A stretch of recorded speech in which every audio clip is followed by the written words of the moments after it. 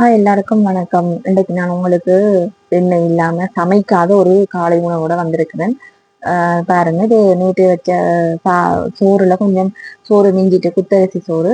அப்ப அந்த சோறுக்குள்ள கொஞ்சம் தேங்காய் பால், 2 3 பச்சை மிளகாய் உங்களோட உரைப்புக்கு ஏற்ற மாதிரி நீங்க சேர்த்துக்கொள்ளலாம். பச்சை மிளகாய் நான் சின்ன வெங்காயம் போட்டிருக்கிறேன். நீங்க எந்த வெங்காயம் வேணாலும் போடலாம்.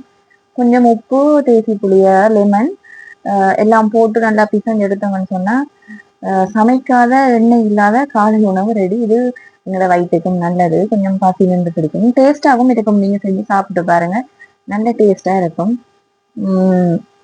அப்படியே இன்னைக்கு என்ன மத்தியான சாப்பாடு செய்வோம்னு பார்த்தா, கொஞ்சம் கறி மிளகா கிடந்தது.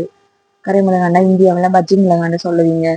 அப்ப கறி மிளகா, தக்காளி பழம், பெரிய வெங்காயம் எல்லாம் உண்டா போட்டு ஒரு பிரட்டல், ஒரு கொஞ்சம் கேரட், பருப்பு, மைசூர் பருப்பு போட்டு ஒரு குழம்பு மாதிரி வச்சுட்டு, குத்தரிசி சோறு, பருப்பு கறி, கறி மிளகா பிரட்டல். இன்றைக்கு லஞ்ச் ரெடி. நான் பிள்ளைகளுக்காக செய்த நான் பருப்பும் கேரட்டும்.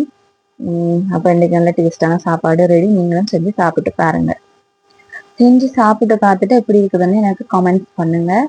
பிறகு அப்படியே இந்த சேனலை சப்ஸ்கிரைப் பண்ணுங்க, லைக் பண்ணுங்க, ஷேர் பண்ணுங்க. நன்றி, வணக்கம்.